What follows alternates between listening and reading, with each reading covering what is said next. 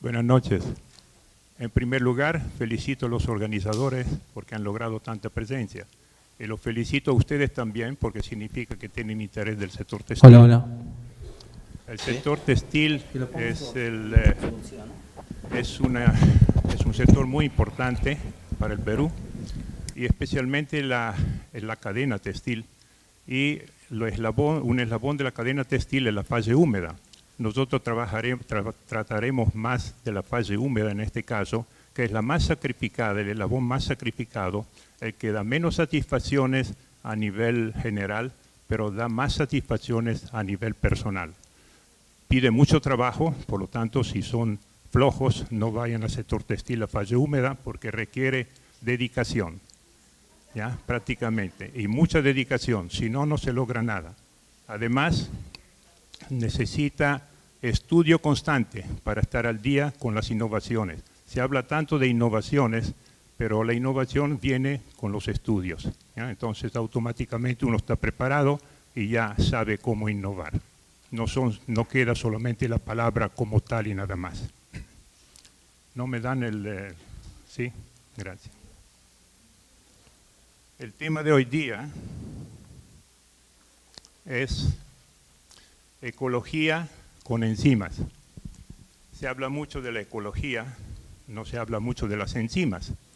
¿Qué cosas son? Lo vamos a ver en este camino, en este momento, y vemos cómo podemos comunicar sobre este tema. La voz griega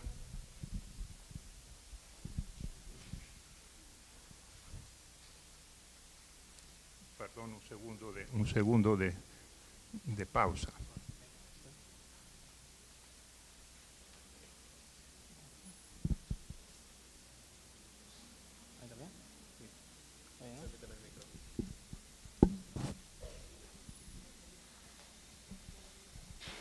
Para acá abajo.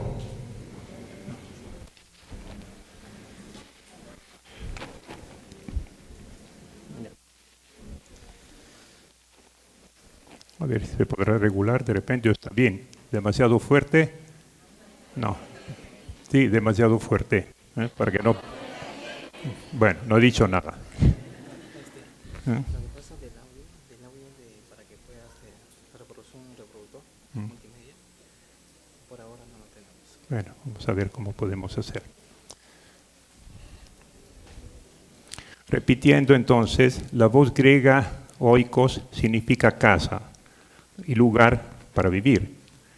Ecología, oikos logos, es literalmente el estudio de organismo en su hogar, en su medio ambiente nativo. Es la ciencia que estudia las relaciones entre los seres vivos y el entorno que los rodea. Palabras simples, pero en este momento hemos definido qué cosa es ecología. Javier. ¿La música? No hay audio. Bueno, los acompañaba una música, pero visto la hora y todo, de repente se dormían. Mejor que no esté funcionando. Si seguimos con las definiciones, se habla de ecosistema. ¿Qué significa ecosistema? Ecosistema es un principio general de la ecología, es que cada organismo vivo tiene una relación permanente y continua con todos los demás elementos que lo componen en su entorno. Principal tema de la ecología es que cada organismo vivo tiene una relación permanente y continua con todos los demás elementos que componen su entorno.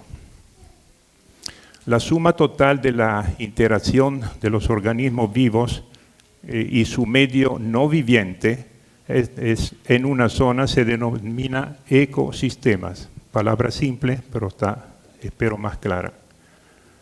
Los estudios de los ecosistemas, por lo general, se centran en la circulación de la energía y la materia a través del sistema mismo. Si continuamos con las definiciones, medio ambiente es un sistema formado por elementos naturales y artificiales. que están interrelacionados y que pueden ser modificados a través de la intervención del hombre. Impacto ambiental. Hoy está en la boca de todos, especialmente los políticos, ni hablar de INDECI. Efecto que una acción humana produce en el medio ambiente. Desarrollo sostenible es el que satisface las necesidades actuales de las personas, sin comprometer la capacidad de las futuras generaciones. Esto es importante porque podemos cuidarnos a nosotros en este momento donde vivimos, pero después dejamos una herencia muy fea para los que vienen. Entonces, desarrollo sostenible significa cuidarnos a nosotros y cuidar el futuro también. Cuando se habla de impacto ambiental, ustedes dirán, ¿y qué tiene que ver los osos polares? Los osos polares también están sufriendo por el impacto ambiental. Estos osos polares están contaminados. ¿Contaminados de qué? Simplemente, cuando mi mamá me enseñaba a lavar la sartén, tenía que usar un material tipo fierro, digamos, una lija, algo así, para limpiar bien la sartén. La modernidad nos ha traído sartenes revestidas de teflón. Por lo tanto, ya ustedes también no lavan más como lavaba yo en aquellos años, cuando era chiquillo. Por lo tanto, la sartén se lava fácilmente. Pero mientras que se fríen 2 huevos, o un pedazo de carne o cualquier cosa, este teflón libera ácido perfluorotanoico. Lógicamente estamos hablando de pequeñísimas cantidades, pero con el tiempo, con todas las sartenes que hay, al final libera este ácido perfluorotanoico que es permanente y va a parar hasta en el polo ártico, o antártico que sea. El polo ártico, evidentemente, en el polo ártico no hay fábricas, me consta, pero sí los osos están contaminados. ¿Qué significa? Que hay un impacto ambiental de lo que producimos nosotros y llega hasta el polo norte. Ni hablar del Far West peruano, la selva, ¿no? Ahí están tratando de sacar oro y los daños ya los vemos todos los días. Evidentemente quieren ganar más y el resultado lo vemos en la ecología. Pero no se necesita ir a la selva o al Polo Norte. Esto, hace muchos años probablemente, sus padres o algunos jóvenes se bañaban en el río Rímac. Hoy en día, no sé si quieren ustedes echarse al agua en este sitio, por ejemplo, es una riva del río Rímac. Mejor no lo hagan. Por lo tanto, el río Rímac es contaminadísimo. Por lo tanto, el impacto ambiental en el río Rímac está también muy fuerte, sin ir a la selva y sin ir al Polo Norte. Cuando yo llegué hace muchos años, ustedes no habían nacido todavía, estamos hablando del año 72, me hablaron de la maravilla de Lima. Entre las maravillas se hablaba también de Río Hablador, el río Rímac. Yo creo que sigue siendo hablador, pero probablemente está usando lisuras en este momento. Si seguimos con el impacto ambiental se clasifica en función de si se produce como consecuencia de proceso de entrada de recursos, consumo de agua, energía, productos, o del proceso de salida, efluentes, contaminación, residuos, etc. Se deben directamente a la acción de la actividad sobre el territorio en que se realiza. No ahorrar en el consumo eléctrico, despilfarrar agua, botar agua inútilmente, producir merma, sí afecta al impacto ambiental. Contaminar con residuos, no hacer tratamiento de los efluentes, no utilizar sistemas de aislamiento de ruido. Por ejemplo, el aislamiento de ruido también uno dice no es tan importante, total. No es importante, sí es importante, yo lo puedo decir. La sordera que yo tengo no viene de la edad, viene del hecho que hace muchos años, cuando empecé a trabajar y todo, trabajaba al costado de máquinas que cada vez que trabajaban parecían aviones en despegue. Por lo tanto, el resultado ahora está que si me hacen preguntas no las escucho, aunque mi esposa decía, tú escucha lo que quieres, nada más. Pero sí es verdad. pero es verdad, tengo sordera, ¿ya?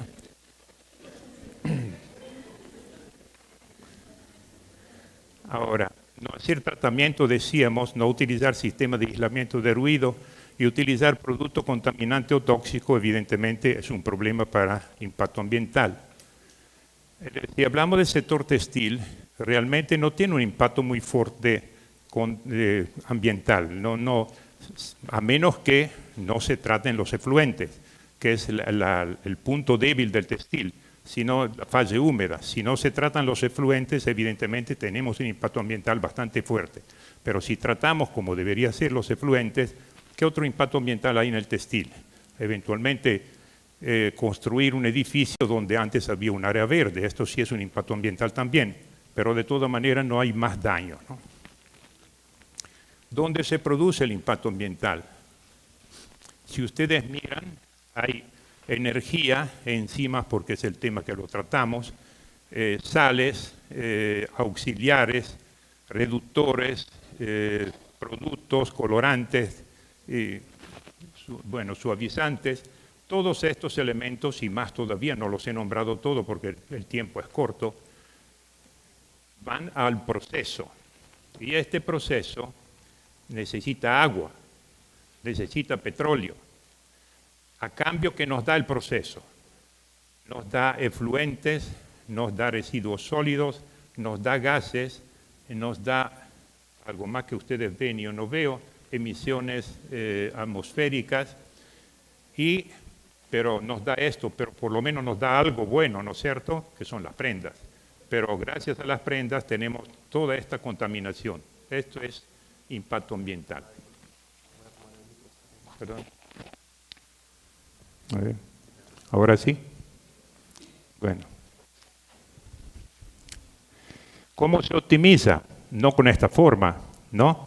En este caso, esto está ayudando al impacto ambiental, porque debería usar 2 motos por lo menos para que los chanchos fuesen trasladados más decentemente. Ni pensar en este caso, que necesitarían 3 motos, por lo tanto, la emisión de CO2 disminuye, pero evidentemente no es el método más apropiado para reducir el impacto ambiental. Para reducir el impacto ambiental en el sector textil se necesita cuidar de las aguas residuales. Sabemos que una fase húmeda necesita mucha agua, y se necesita conocer las características físico-químicas de las aguas residuales. Es importante conocer la característica para que podamos cumplir con las exigencias del ente regulador, igual SEDAPAL. Al mismo tiempo, la característica de los efluentes nos proporciona información para adecuar plantas de tratamiento. Hemos visto que varias tintorerías que tienen una poza de homogeneización importante no tienen muchos problemas con los efluentes. Sin embargo, otras tintorerías que han gastado dinerales para hacer plantas de tratamiento todavía no logran los estándares de SEDAPAL porque han sido calculadas mal las plantas de tratamiento. SEDAPAL pide muchas cosas: DBO, DQO, sólidos totales suspendidos, son entre las varias cosas que piden. Acá pueden ver ustedes como un blanqueo cualquiera, tomado a caso, nos da 2000 de DQO, demanda química de oxígeno, y de DBO, la otra demanda 554, normalmente es siempre más baja. Pero otro tipo de fibra, acá es PIMA, pero podría ser cualquier otra fibra, con los mismos productos químicos, nos ha dado nada menos que 4400. Si sabemos que SEDAPAL nos pide máximo 1000, evidentemente estamos totalmente fuera de rango con un tratamiento de blanqueo. Certintex, el laboratorio que está en Santa Clara, ha hecho desde hace años control a los efluentes, especialmente de los textiles. Y acá hay unos ejemplos, no son los últimos análisis, pero hay unos ejemplos donde casi todas las tintorerías que tienen por lo menos una cisterna de homogeneización grande, entran fácilmente en el DBO. Otras que con el DQO están fuera de rango en algunos casos por utilizar productos que no son apropiados. Sólido suspendido no hay problema para ninguno hasta ahora que hemos visto. Aceite y grasas, que es otro pedido de Sedapal entre los tantos, varios han salido, pero esto es porque quieren salir, porque separar aceite y grasa de un efluente es muy fácil, se trata de poner una trampa nada más. Ni hablar de los sulfatos. Los sulfatos eran utilizados por los tintoreros para teñir, especialmente los turquesas. Inclusive las tablas de colorantes sugieren utilizar sulfatos y no cloruros. Nosotros hemos podido demostrar, y acá a la fuerza han tenido que cambiar y ahora están contentos los tintoreros, pudimos demostrar que se podía teñir los turquesas también con cloruros y no con sulfatos, cloruro de sodio, sal marina, pero sal marina de calidad, evaporada y precipitada, limpiada, digamos. En este caso se puede teñir, entonces bajó automáticamente el contenido de sulfatos. El contenido de cloruro sí ha aumentado, pero en el caso de Lima, que los defluentes que van al alcantarillado, finalmente al mar, en este caso el mar nos agradece porque le estamos devolviendo la sal que le hemos sacado. Pero esto no es lo mismo, no ocurre lo mismo cuando los efluentes van a un río o van a un lago. En este caso sí hay problema con los cloruros, pero también se puede manejar la situación siempre que uno quiera. El pH es el más fácil en controlar si uno quiere. Si uno no quiere, evidentemente sale fácilmente en una tintorería. Pero acá son resultados de hace varios años cuando los tratamientos eran muy descuidados, ¿no? Ahora, ¿cuáles son los contaminantes de una tintorería? Muchos productos utilizados en la industria textil no son necesariamente tóxicos. Sin embargo, su uso masivo obliga a tomar medidas para disminuir el impacto ambiental. Lo que voy a decir ahora, lo que van a ver ahora, son números indicativos, no lo tomen a la letra. Por ejemplo, las sales representan el 50% de la descarga, tienen baja toxicidad. Los contaminantes de la fibra representan un 19%. Un engomado, que ocurre mucho en tejido plano, representa un 18%. Por lo tanto, acá estamos teniendo un porcentaje alto también de contaminación. Agentes de preparación, aceites, etcétera, 4%. Tenso activo, 4%. Ácido carboxílico, 3%, es pesante. Y hay bactericidas. Los bactericidas se utilizan mucho en los productos para que eviten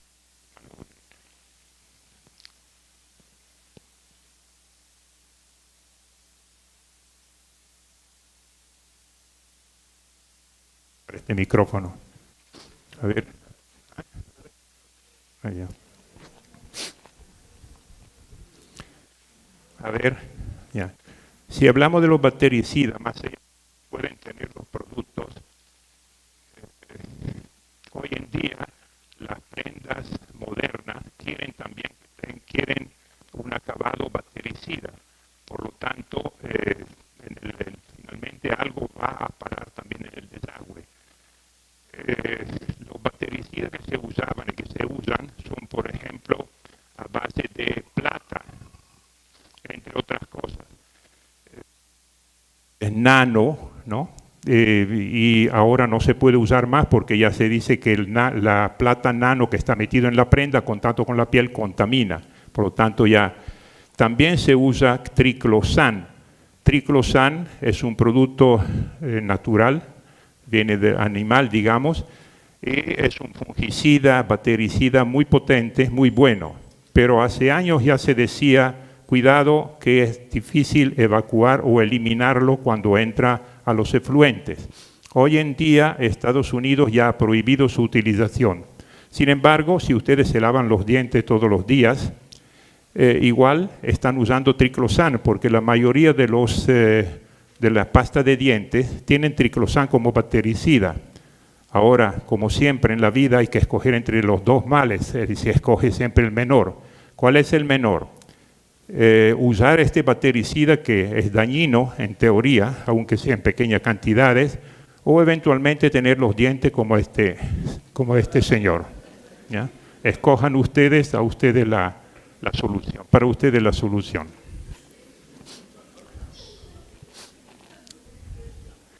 Hay buenas prácticas para reducir el impacto ambiental o la contaminación.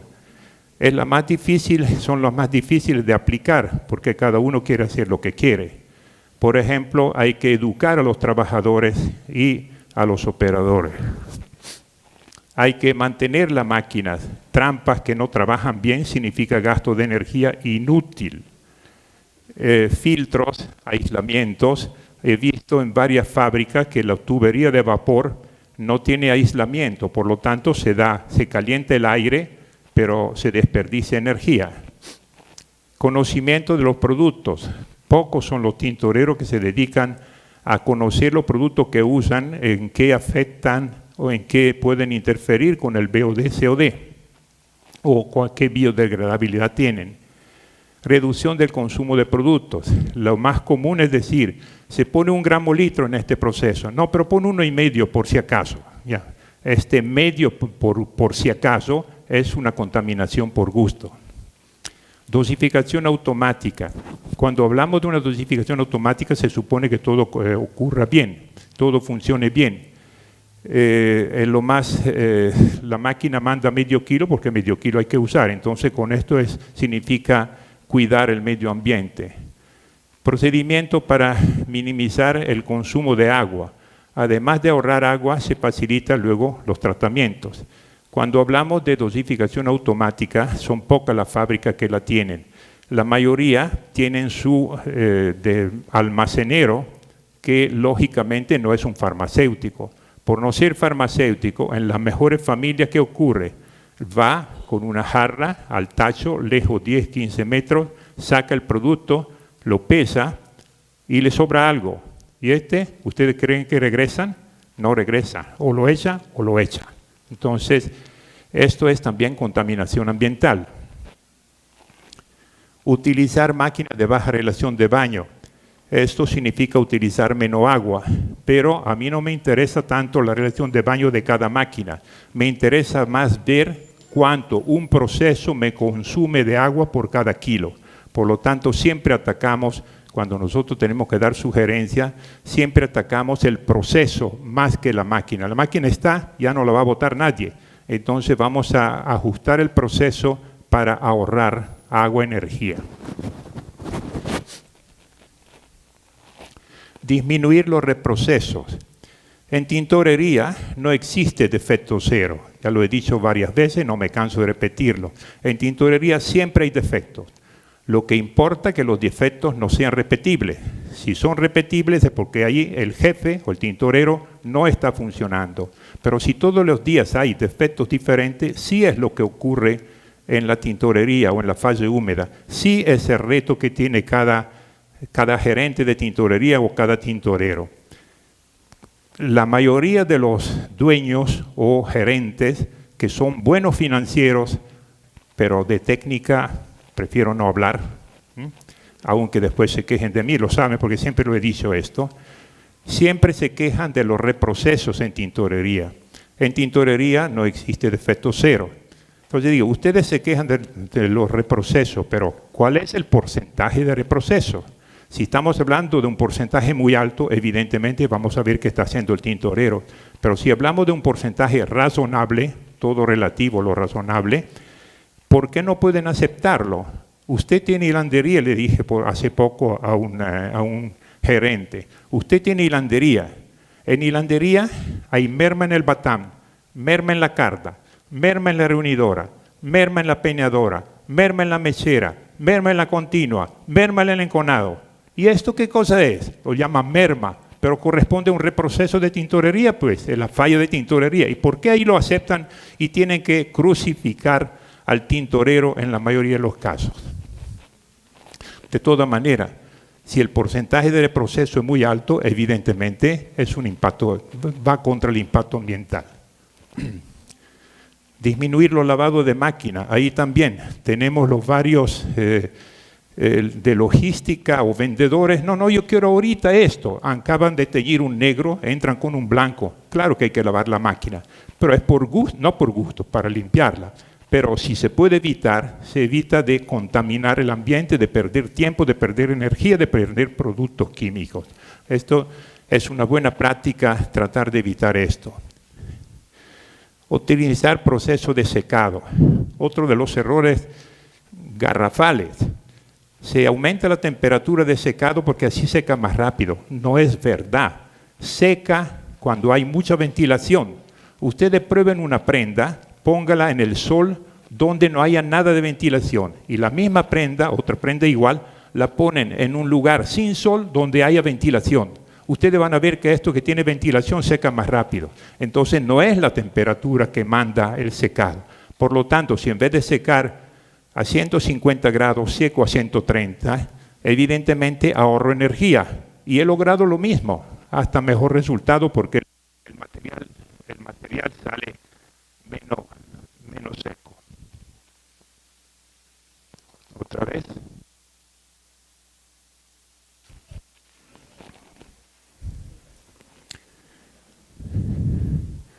El dolor de cabeza de las tintorerías es el empleo de agua. Por otra parte, yo quiero ver si hay alguna tintorería que no utiliza agua. Hay estudios para trabajar en anhidride carbónica, etcétera, pero esto pues ustedes lo verán. Yo probablemente no lo voy a ver este proceso, porque todavía está no en pañales, está todavía por nacer. Está solamente engendrado, diríamos yo. El vehículo químico más importante para los tratamientos textiles evidentemente es el agua. La fase húmeda textil requiere grandes cantidades. Una tintorería normal se consume largamente 1000 metros cúbicos diarios de agua, y no son pocos, ¿no es cierto? Es verdad que el consumo de agua general en Lima no es lo de la industria, es lo del uso personal.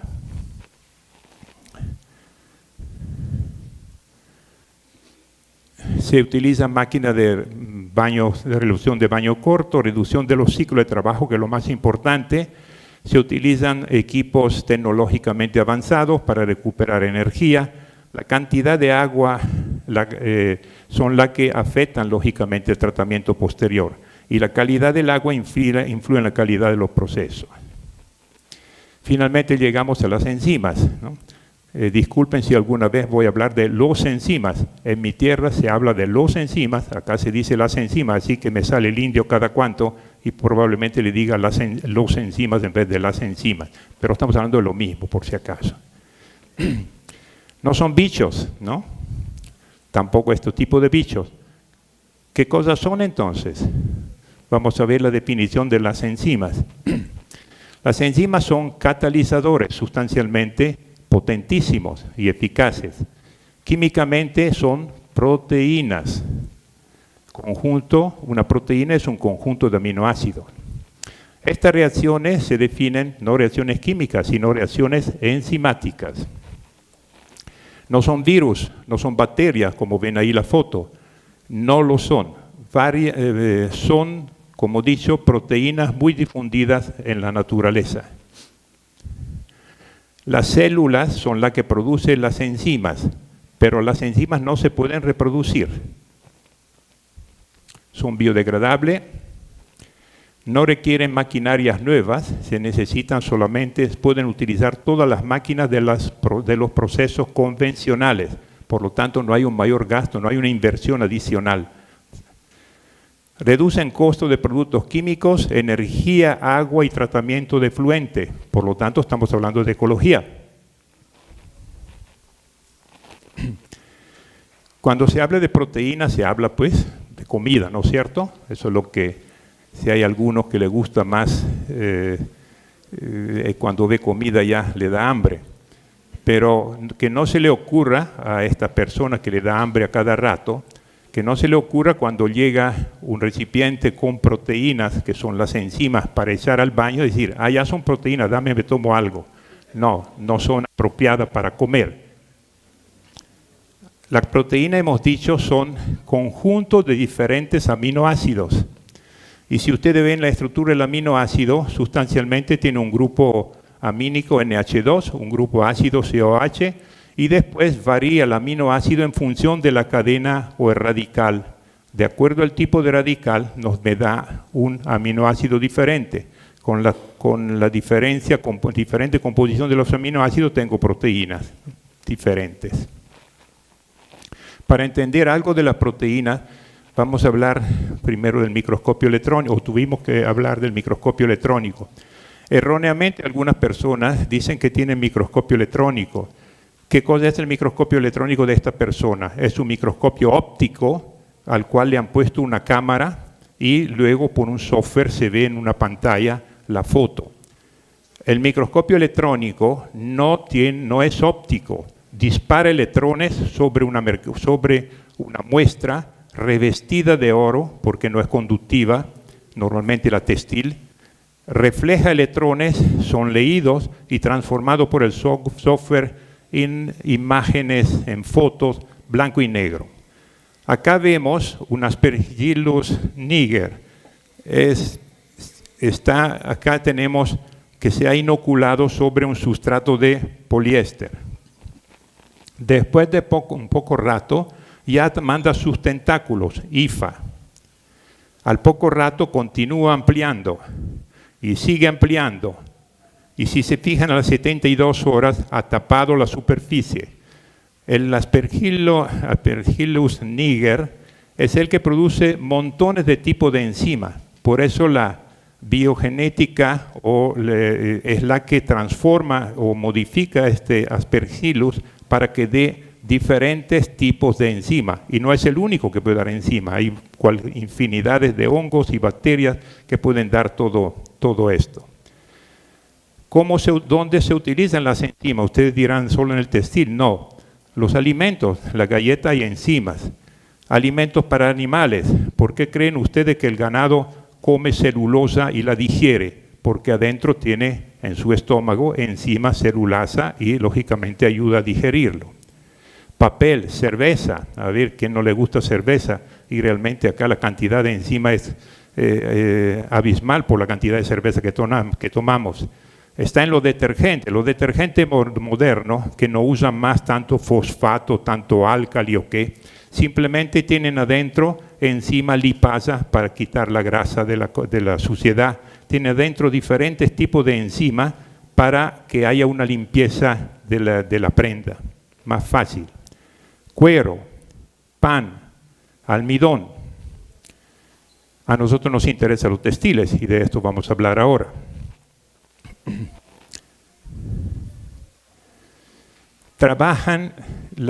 ¿Cómo operan las enzimas?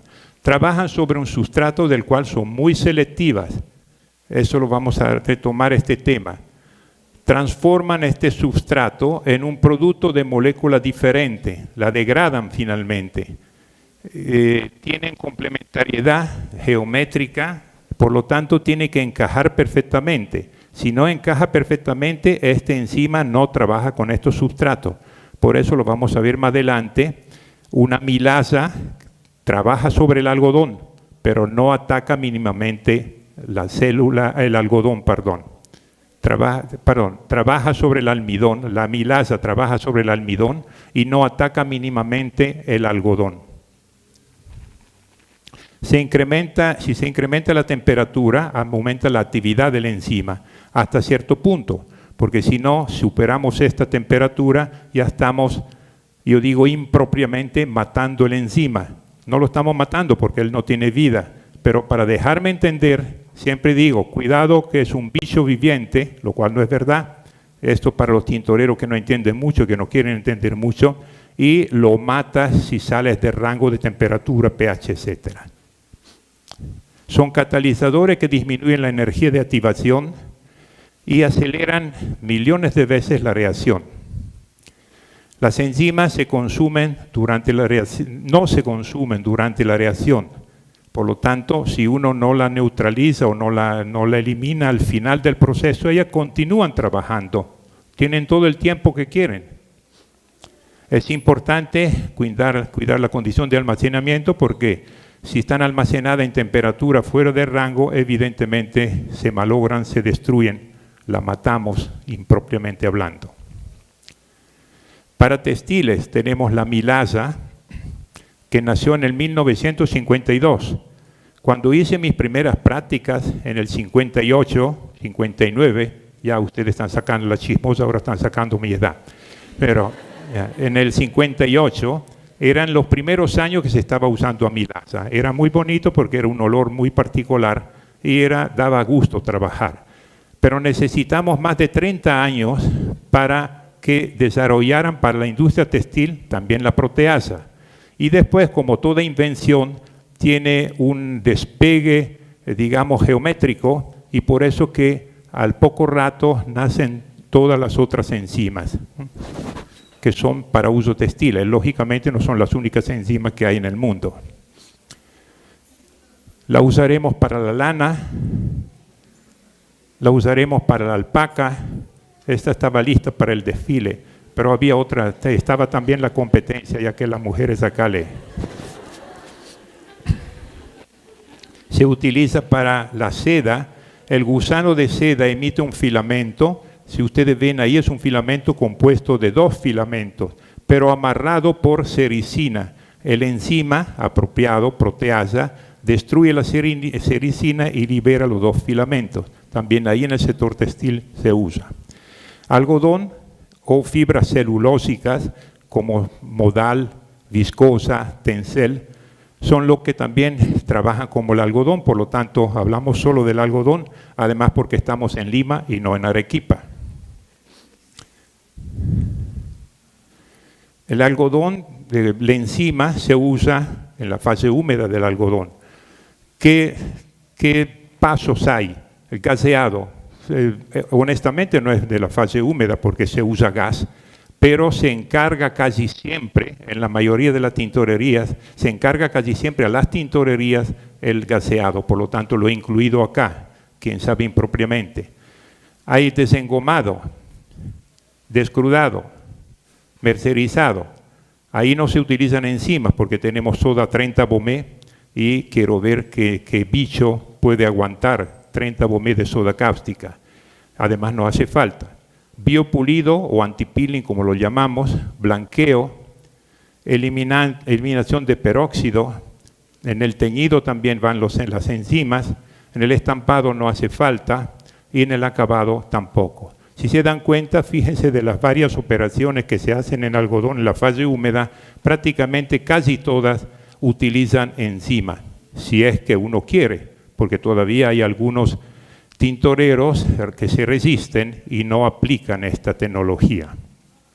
En el caso del desengomado, existe un engomado soluble, en este caso no se necesitan ni tratamientos especiales, pero el engomado que da más rendimiento para el telar es el engomado insoluble, que normalmente es a base de almidón. Se utiliza para eliminar el método oxidativo, que lleva surfactantes, estabilizadores, peróxido de hidrógeno, con gasto de energía y productos químicos, el grado de blanco más o menos aceptable. Pero se puede reemplazar el desengomado, y se reemplaza en varios casos, con el enzimático. Por lo tanto, tenemos una enzima de por medio. ¿Qué se logra? Se logra varias ventajas que las vamos a ver en un momento, y se utiliza amilasa, alfa-amilasa normalmente, amilasa bacteriana, Bacillus subtilis o Bacillus licheniformis, y hasta hace poco, unos años, existía amilasa que podía resistir hasta 60 grados, hasta 80 grados y hasta 100 grados. Eran 3 tipos de amilasa. Lógicamente la biotecnología va avanzando y entonces desarrollaron amilasas que trabajan hasta 60 grados y otro tipo de 60 hasta 100 grados o más de 100 grados. Ahora la última tecnología es que existen amilasas, lo van a ver después, que trabajan de 20 grados hasta 105 grados. Por lo tanto, una sola amilasa, un solo almacenamiento, un solo producto que redunda en beneficio para todos los usuarios.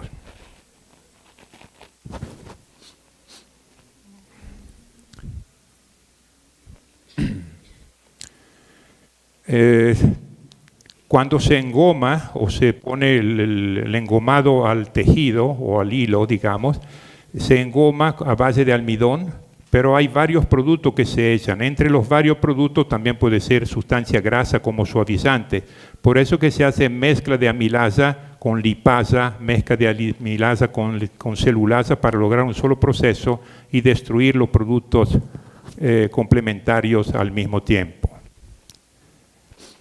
Los nuevos estudios vienen de que se han logrado amilasa que resiste en ambiente ácido, otra en ambiente alcalino, otra en ambiente oxidante, y la amilasa que hemos dicho hace un momento que resiste de 20 grados hasta 105 grados como única amilasa, no 3 de diferente temperatura. Esta tabla, cuando tengan tiempo, ahí está en el folleto que le hemos dado, la leen como curiosidad por lo menos. Hay un punto que hay que aclarar acá. Si ven, dicen activadores, iones calcio. La alfa-amilasa es la única enzima que necesita o es ayudada por presencia de calcio, por lo tanto se prefiere usar agua dura en el proceso. Y esto induce a errores porque todo el mundo cree que las enzimas necesitan dureza o necesitan iones de calcio. La única enzima que necesita iones de calcio es la alfa-amilasa. Todas las otras no necesitan alfa-amilasa, a pesar que hay literaturas que dicen lo contrario. ¿Qué se logra o qué proceso tiene alfa-amilasa? Puede ser trabajada en procesos continuos, en PASTIM, en PAP-batch, en PARROL, en Jigger, en Overflow, en lavandería especialmente para tratamiento de los genes. Y acá los genes tratados con alfa-amilasa no sufren ningún desgaste, aunque muchas veces ustedes ven genes bien maltratados que se rompen al poco rato, vienen de otro proceso que lo vamos a ver en un momento. Otro proceso es el descrudado. El descrudado convencional necesita temperaturas, cantidad de agentes químicos, ácidos, alcalinos, detergentes, secuestrantes, dispersantes y cuanto más quieran poner, alta contaminación, por lo tanto, de los efluentes con COD, de acuerdo a los productos químicos utilizados, y BOD, de acuerdo al tipo de fibra utilizada. Pero si usamos el enzimático, degrada cómo actúa la enzima que trabaja en este caso. Degrada la pectinasa, degrada las pectinas y hace más fácil la eliminación de las grasas o ceras, que son las que atrapan, y luego el detergente la emulsiona, que son las que le atrapan, digamos, inclusive la dureza. Y el detergente que siempre está en el baño ayuda a emulsionar esta cera liberada, por lo tanto hay una preparación apropiada para el proceso posterior. No ataca la pectinasa, no ataca la fibra. Hemos dicho que son selectivas, por lo tanto son selectivas hacia las pectinas en este caso, pero no tienen nada que ver con el algodón. Están acariciando el algodón, igual que la amilasa también. Acá ven ustedes una tabla donde dice que el algodón tiene un porcentaje alto, una fibra de algodón, tiene 94% de celulosa y luego algo de contaminante. Pero si miran la composición de la cutícula, tiene 30% de proteínas, 19% de pectina y todo el resto que lo pueden leer ustedes. ¿Qué significa? Que en la capa externa de la fibra, donde está la mayor cantidad de contaminantes. Gracias a esto es un poco más fácil eliminarlo. Por lo tanto, cuando entra la pectinasa, no ataca el algodón, que lo han visto ahí en alto a la izquierda, pero sí entra, por ejemplo, a atacar, a romper la molécula de amilopectina o más específicamente de las pectinas, como ven ahí arriba. Acá tienen un ejemplo de un descrudado, un pima con un gramolito de detergente, 2 de soda cáustica, un ejemplo, lo tomen siempre con la pinza. Da 4.770 de DQO, hemos dicho que Sedapal pide 1.000. Sin embargo, con una petinasa bajamos a 1800 y pico. Y otra fibra, ahí hablamos tipo Pima, está a 2800, de todas maneras siempre muy lejos del 4770. Por lo tanto, con esto logramos nosotros, más allá del ahorro de energía, más allá del ahorro de costo, más allá de no maltratar el algodón, logramos una menor contaminación en el ambiente.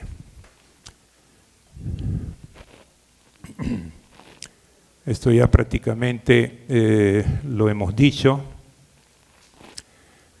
La primera petinasa para el sector textil eran las mismas que se utilizaban para la industria de alimentos y de los jugos. Para los jugos normalmente se usaban petinasas para reducir, digamos, la cadena de cada proteína. Para la industria de los alimentos trabajaban a pH ácido, pero en aquel entonces producían prácticamente precipitaciones de pectato de calcio. La biotecnología ha desarrollado pectinasas que trabajan en ambientes neutros y no producen este defecto, por eso que ya trabajan mucho mejor en el sector textil. Hay un lado negativo del tratamiento con pectinasa, que hay algunos algodones que tienen cascarilla, dependiendo de cómo ha sido la cosecha, de repente con máquinas, de cómo han sido desgranado el algodón de su pepa, entonces tienen este contaminante de cascarilla, y la petinasa sí no le hace nada a esto. En este caso sí, lamentablemente hay que utilizar un sistema convencional. Pero por suerte este tipo de algodón son pocos y por lo tanto el empleo de la petinasa debería ser muy grande. Por lo tanto, con la petinasa se logra menos impacto ambiental, no se utiliza soda, menor pérdida de resistencia, menor pérdida de peso, menor temperatura, mejor tacto y mejor uniformidad tintorial. Pasamos a otro proceso de la tintorería, biopulido o anti-peeling. En caso de tejido plano se utiliza un gaseado, por lo tanto nada de enzimas, nada de productos químicos. Pero para un tejido de punto, las gaseadoras son muy limitadas. Acá en el Perú no sé si hay un par nada más. Por lo tanto se utiliza para quitar la pelusa de la tela, que es lo que da la calidad al artículo, se utilizan las enzimas apropiadas, base celulasa. Los algodones también contienen fibra inmadura o muerta y la celulasa interviene especialmente sobre la fibra muerta o inmadura, la destruye porque estas fibras muertas o inmaduras son las que dan problemas después del teñido, que se ven puntos, pecas blancas y lógicamente la apariencia del tejido no es buena. Con este tratamiento se elimina este tipo de problema.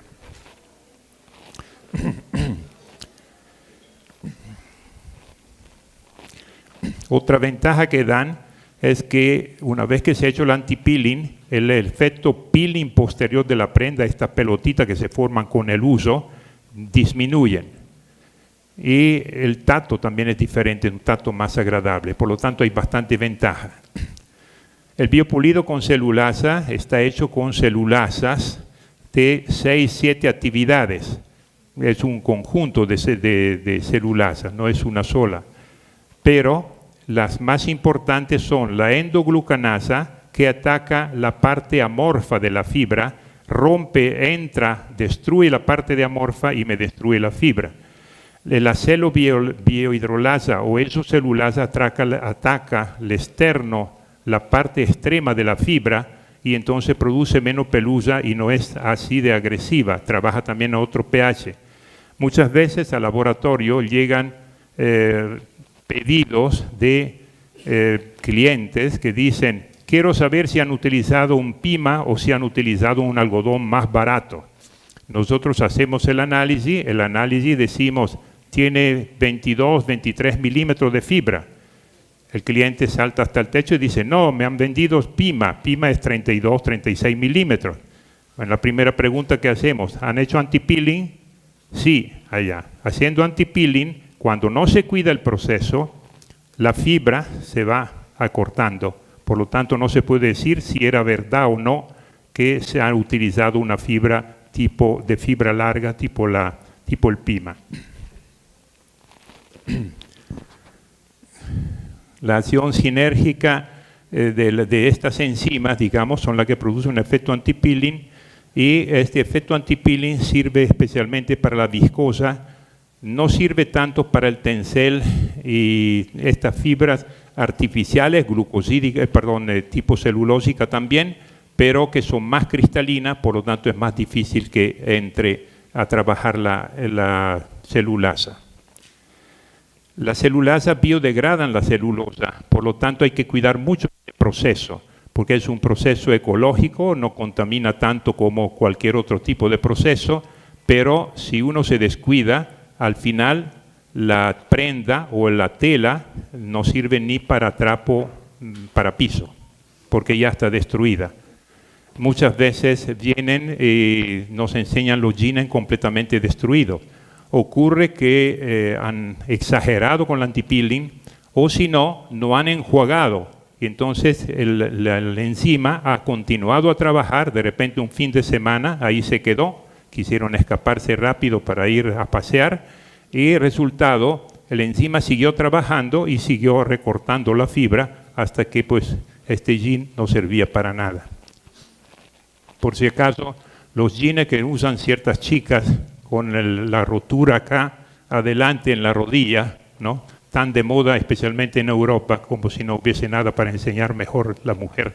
Pero en fin, estas no vienen de la enzima por si acaso, ya estos son hechas de propósito.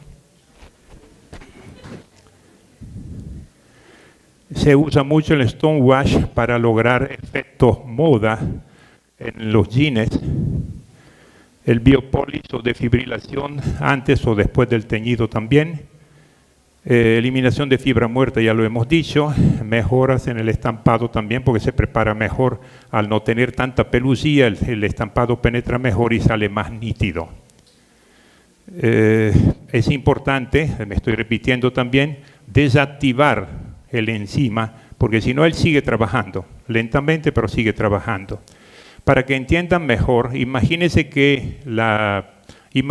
una fibra de algodón, la parte de arriba.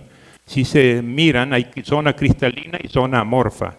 En la zona amorfa entra ya la endoglucanasa destruyendo, y lógicamente después viene la célula biohidrolasa o la esocelulasa que trabaja por los costados. Entonces ahí vamos degradando biológicamente la celulosa. Por tanto, además de un efecto antipeeling, sí baja la resistencia.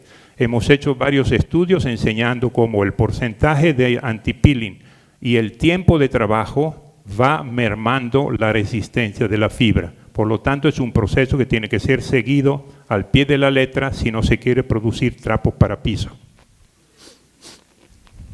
Para que vean, esto es el algodón que ya han visto antes. Después de un efecto antipeeling normal, ya fíjense cómo la fibra de toda manera es raspada, atacada.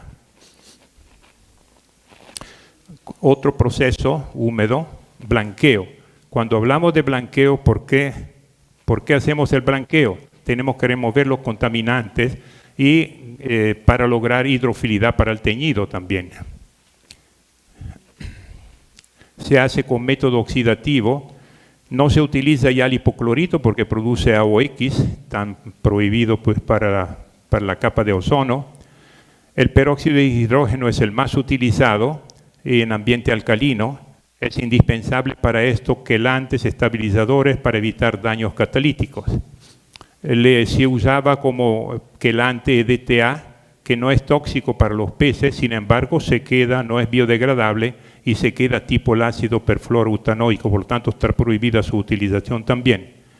Pero la alternativa al blanco oxidante, que además baja la resistencia, produce oxicelulosa, gasta energía, etcétera, etcétera, hay el blanco enzimático. Lo hemos hablado ya algunas veces, probablemente algunos ya están aburridos escuchándome, pero insistimos con esto porque todavía no entra como debería haber entrado. Ha entrado en varios sitios, pero no en todos. Es difícil entenderlo. ¿Por qué? Porque siempre hemos dicho, para un blanqueo se necesita un estabilizador de agua oxigenada. Nació el blanqueo de más baja temperatura, se necesita un activador de agua oxigenada. Y los activadores de agua oxigenada producen también problemas, porque hemos visto ya varios casos de activador de agua oxigenada que después dan baja resistencia en la fibra. En este caso ya estamos hablando de otra cosa y más adelante lo vamos a explicar mejor. Produce un tacto suave, óptima hidrofilidad y menor pérdida de resistencia, menor pérdida de peso, tiempo de proceso más corto. Tienen esta ventaja. ¿Por qué se diferencia, ¿por qué se diferencia con los otros? Porque permite un ahorro de energía, un ahorro de agua y no utiliza productos agresivos. Disminuyen la quebradura, se logra mejor rendimiento de los colorantes, no afecta el elastómero, es otra cosa, un detalle importante. Las varias fibras son las beneficiadas más allá del algodón, especialmente, por ejemplo, la lana. Si ustedes tienen un algodón, mezcla algodón-lana, quiere blanquear el algodón, si lo blanquea con el método convencional, al final no van a encontrar lana, porque se disolvió con la soda. Entonces, si quieren blanquear el algodón, ¿cómo lo van a blanquear? Imposible. Con este blanco sí se puede porque trabaja pH neutro, la lana no sufre porque estamos cerca de su punto isoeléctrico y automáticamente, de toda manera, blanquea las dos fibras al mismo tiempo. En el blanqueo enzimático se utiliza una enzima que es capaz de romper, intervenir sobre ciertos ésteres para que liberen ácido peracético. Es esto el que blanquea. El ácido peracético se usaba cuando ustedes no habían nacido, yo sí alguna vez he visto, pero se dejó de lado porque es un producto con muy fuerte olor y altamente inestable, por lo tanto se dejó de lado. Sin embargo, acá lo estamos usando. Gracias a este nuevo proceso, la enzima libera el ácido peracético dosificándolo. Cuando hacemos un blanqueo oxidativo con soda y agua oxigenada, le mandamos una bomba de soda y de agua oxigenada a la fibra en este momento, desde el inicio. Acá no, acá estamos dándole el oxidante con la cucharita. La enzima va liberando, el algodón va comiendo, la enzima sigue liberando, el algodón va comiendo. No le damos con bulldozer todo el oxidante, porque el ácido peracético sí es un oxidante. No es un ácido, pero peracético, significa que es un oxidante. Si queremos resumir lo que hemos dicho, tiene un grado de blanco bueno, tacto suave, óptima hidrofilidad, menor pérdida de resistencia, menor pérdida de peso, tiempo de proceso corto, temperatura 75 grados, menor consumo de agua y energía, termina pH neutro, menor DBO de QO, menor tratamiento de los efluentes porque terminamos en pH neutro y mayor rendimiento de los colorantes también. ¿Cómo se elimina el peróxido? Después de un blanqueo hay que eliminar el peróxido. Ya creo que estamos sobre el tiempo. Disculpen si voy a correr, pero no quisiera dejar de lado algunas cosas más. Tratamiento con reductores para eliminar el peróxido, que es dañino para el teñido posterior. Se usaban reductores, bisulfito, tiosulfato, hidrosulfito, lo cual puede estar bien si es que se calcula estequiométricamente, pero es imposible calcular estequiométricamente el residual de agua oxigenada. Uno no tiene ahí un laboratorista para analizar cada proceso. Entonces se dice, bueno, pon 1 gramo litro de tiosulfato, pero 1 gramo litro, ¿qué significa? ¿Es poco o es mucho? Eso es lo que pasa. Cuando hay un exceso de agua oxigenada, porque es poco reductor, ya tenemos bisulfato y tenemos residuo de agua oxigenada, por lo tanto no hemos hecho ningún trabajo. Cuando es mucho el reductor, al final se va toda el agua oxigenada, pero tenemos bisulfato y bisulfito. Bisulfito. Automáticamente hemos sacado un contaminante, agua oxigenada, hemos cambiado por otro contaminante que es reductor, que también afecta a los teñidos. Sin embargo, un tratamiento con catalasa, esta es la enzima que se usa en este caso, no hay contaminación de efluente y se disminuye el consumo de agua y reduce el tiempo de proceso. La catalasa se utiliza para eliminar el agua oxigenada, cataliza su descomposición en agua y oxígeno, el oxígeno molecular que se va inmediatamente del baño, no se queda atrapado en el baño. Reduce, por lo tanto, el consumo de agua, no altera los colorantes, puede entrar en el mismo baño de colorantes, reduce el consumo de productos químicos, disminuyendo la carga, lógicamente, de los efluentes. Acá vamos a ver si funciona. A ver.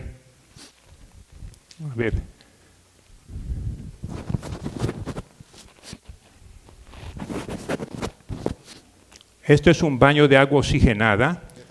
Ahí le están poniendo un poco de enzima.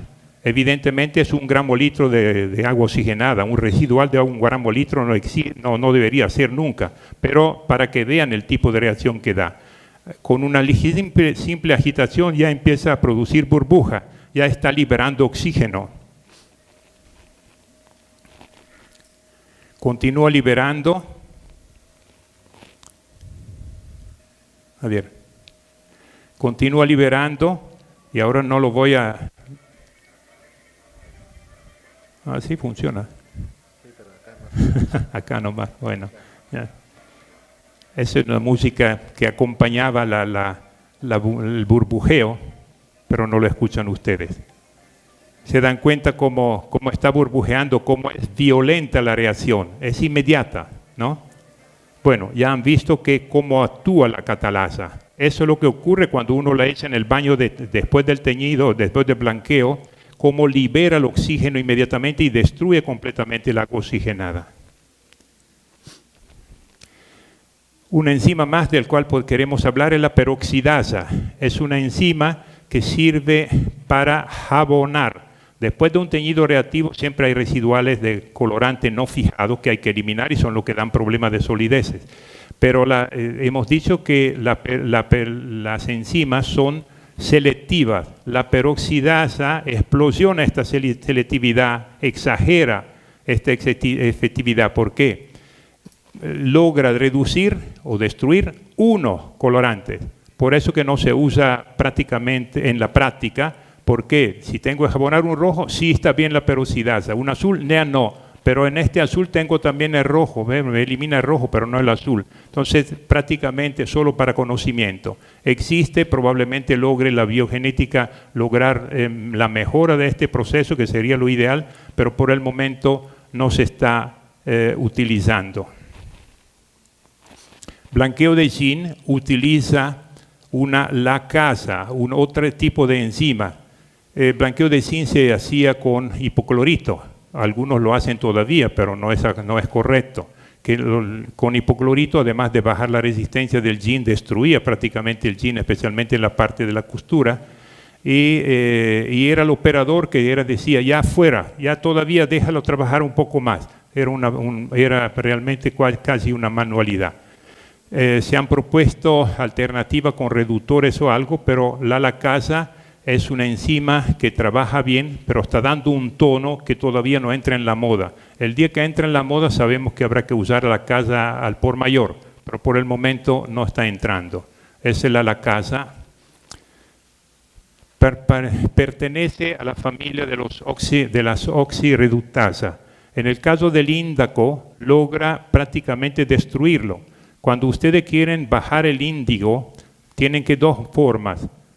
Una, a través de la lacasa, que lo destruye completamente, y otra, llegando hasta blanco, y otra simplemente con la antipeeling, llamémoslos así, con el vía polish, porque el índago no tiñe el algodón, está en superficie, es como si hubiésemos echado un brochazo de índigo sobre la fibra.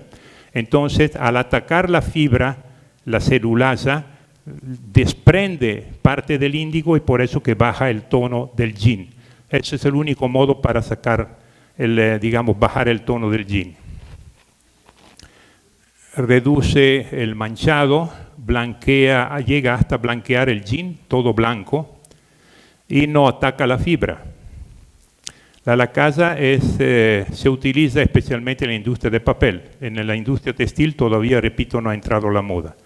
Proteasa, hidrolizan la proteína rompiendo el amarre peptídico entre los aminoácidos. Tratamiento de fibras naturales, lana de alpaca. Proteasas vegetales son, por ejemplo, la papaína, o animales, la tripsina o pepsina, ya no se utilizan a nivel industrial. Las proteasas industriales son de origen microbiana, como muchas enzimas. Para la seda ya hemos dicho que la proteasa elimina la sericina, por lo tanto libera los dos filamentos. Para la lana se ha tratado, la proteasa puede limpiar un poco las escamas, dando un tacto diferente a la lana. Se dice que las escamas son lo que hacen afieltrar la lana. Sin embargo, cuando eliminamos con la proteasa las escamas, no es suficiente para que la lana no afieltre. Por lo tanto, es uno de los problemas. Todavía siguen los estudios en este caso, ¿ya? También la proteasa tiene que ser desactivada. Contrariamente a la catalasa, que es la única que puede quedar en el baño y no hace nada, la celulasa tiene que ser prácticamente, la celulasa y la proteasa tienen que ser desactivada después de su trabajo. Hay nuevos estudios, celulasa para eliminar la parte celulósica de la lana, contaminantes, la lipasa para mejorar, eliminar la grasa de la lana, y proteasa también facilita el blanqueo. Y la catalasa también, en este caso de la fibra proteica, ayuda a eliminar el exceso de agua oxigenada. Ahora, la fase húmeda de la cadena textil peruana incluye preparación, blanqueo, ya han visto ustedes todos los procesos. Ha logrado que los artículos producidos sean reconocidos por las mejores marcas gracias a su calidad. Aún con estos reconocimientos, la presión de los costos y la constante reducción de los precios exigida por los compradores han obligado a inventar procesos modernos y que apuntan a la reducción de tiempo, temperatura, consumo de energía. Por lo tanto, de ahí viene la preparación que tienen que tener ustedes, porque son todos los procesos que se han desarrollado, pero faltan mucho más, lógicamente. Por ejemplo, solo enumerando así, proceso RD más antipeeling, un biodescrude, ya lo hemos hablado, biodescrude contemporáneamente un antipeeling, 2 procesos en uno, por lo tanto ahorra, un poco como esto de la moto que tenía todos los chanchos de una sola moto en vez que 2.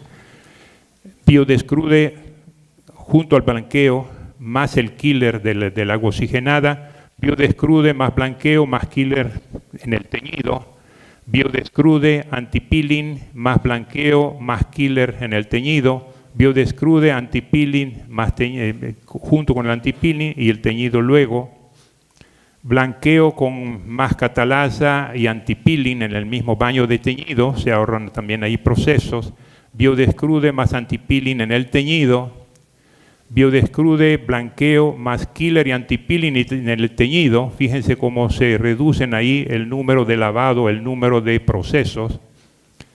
Y todos estos acá también, desengomado con biodescrude, desengomado, biodescrude y todo. Y acá podríamos enumerar cuántos procesos más se han desarrollado. Lamentablemente los 50 minutos, que ya me los tomé mucho más largo, es mi costumbre por si acaso, ya alguien que me conozca ya sabía que tenían que esperar esto. Pido disculpas, pero quisiera decir muchas cosas más, pero entiendo que ahora, para respeto a la dama, la señora que viene después de nosotros, ya he terminado y le agradezco mucho por haberme escuchado.